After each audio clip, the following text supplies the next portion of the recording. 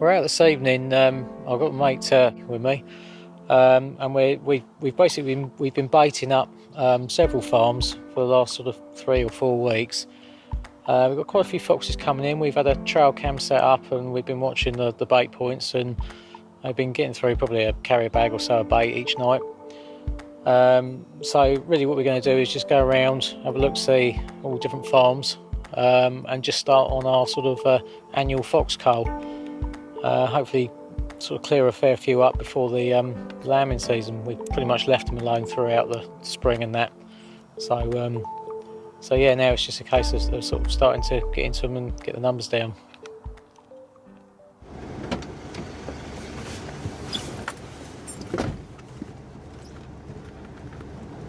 On one of the other farms, they're trying to sort of reintroduce the grey partridge into the area, and so of course any ground nesting birds and things like that, you need to keep the fox numbers down for that. Generally on a lot of the farms in this area, they are sheep farms, so yeah, the lambing is priority. It's kind of a constant sort of battle really with it, because well, when they're lambing, it pulls foxes in from all directions. It seems to be a lot of foxes around this year. One of the bait points, we counted 9 foxes when we just walked up and had a look with the lamp. So yeah, we should be in for quite a good night. I think there'll be a fair few about. On some of these farms, there's some houses, and we're on the edge of some housing estates and that. So you do get a few kind of semi-urban foxes drifting in from there. But then in contrast, we've got other bits of ground which is just open hill ground, where there's nothing much around at all. They're just hill farms. We met up at about dusk, and we've got a dead ewe that was just out in the field, just died of natural causes. So we pulled that out into an area where it's safe to shoot, and we set up a high seat and sat there and watched over that. And I went back down to another area where we'd been baiting a couple of fields away, and we started off there by just having a look, see what was coming in.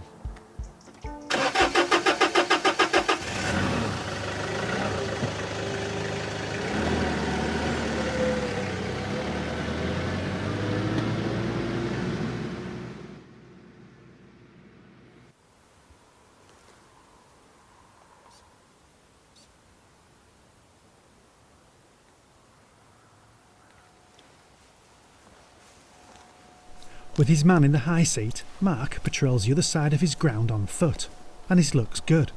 After minutes he ambushes not 1 but 2 foxes on a field boundary.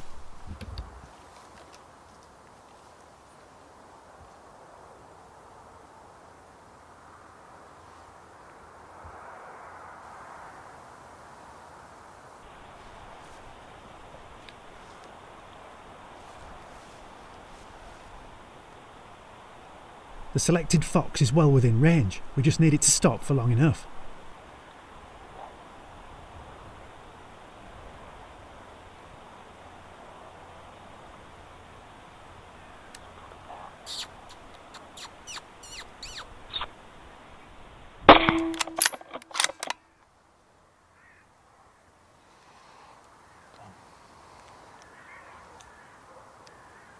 I think we managed to. I picked off a couple on the ewe, and I picked a couple more off on the bait site. So it was off to a good start on the first farm.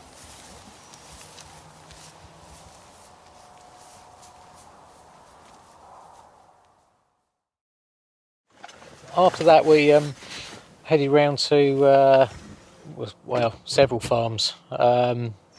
It just became a bit of an onslaught really of fox after fox and different bits of ground. We went on to a bit of open hill ground, and that's got a few houses just at the base of the hill, and we had I think we had 4 foxes come up out of the backs of the houses there to the cooler. We was using the Fox Pro cooler with a pheasant distress track running, and we called 4 out and shot those, all quite close range. Was less than 100 yards for all of those.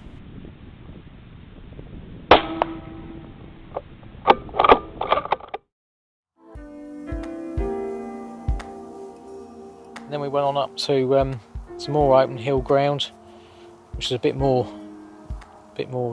desolate, but again managed to call a few in. A bit further the ranges there, the foxes there are a little bit more jumpy.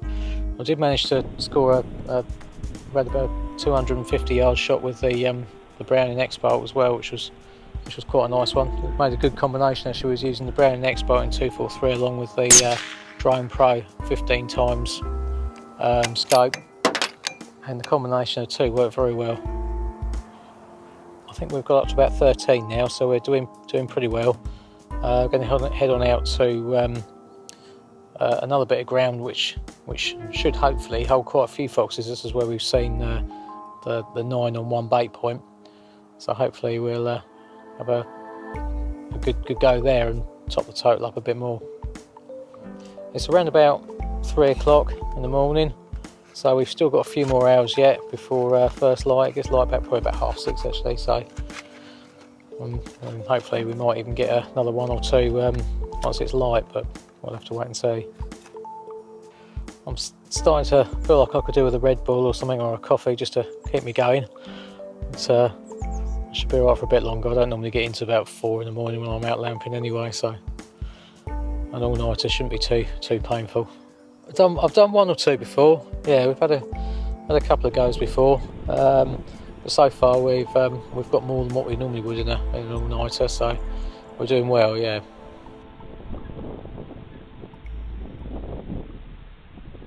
With another fox coming in, Mark has a golden opportunity to add to his baker's dozen.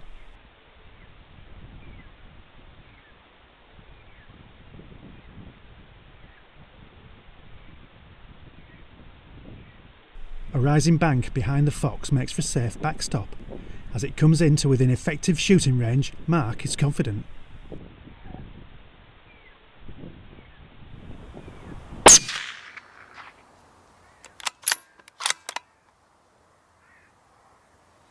Right, next we're going to head up to another farm, but that again is on the edge of a small town. Again, quite an open bit of ground. Hand smells like taste of dog fox. But we've had a quick sort of look before up there with a lamp and that, and we've seen a few foxes milling around, so hopefully we'll be able to get a couple more up there. Yeah, so we've been up here now for about an hour, and we've seen several foxes, but it's a little bit awkward to shoot because there's a road that runs between two of the busy fields. But we've managed to draw a couple in again using the Fox Pro and the Pheasant Distress Call. They seem to like that this evening. And these thermal imagers makes a big difference as well. Using one of those just saves so much time scanning around, and nothing's got any idea that you're around.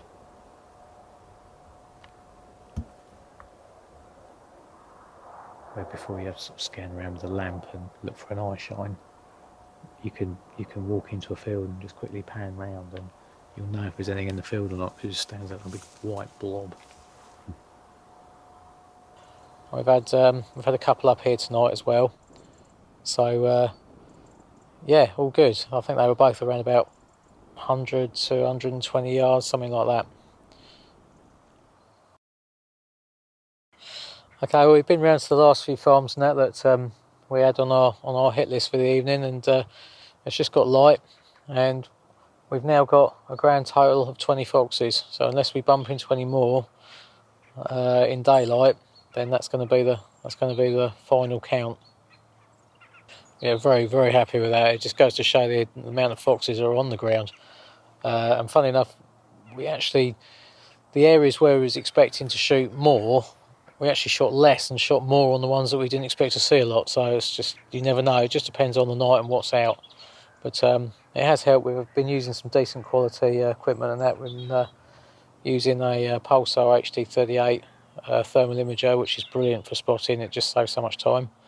And then I was using a Drone Pro on the Browning. Good bits of kit. It just sort of gives it a good sort of kickstart into the sort of the the cull, if you like, the winter sort of cull before the lambing season. That's the main thing. We just bumped into the farmer actually this morning as we were tying them all out on the gate for a final count, and yeah, he was very, very pleased to see all that lot hanging up there. But I think from now on we're going to be pretty busy. It's going to be sort of a few times a week and weekends and whatever. So yeah, it sort of starts here. I think I've actually gone past it now, past being tired. I'll probably just grab a coffee and head home, and I expect it'll probably kick in a bit later and I should be asleep in the armchair or something.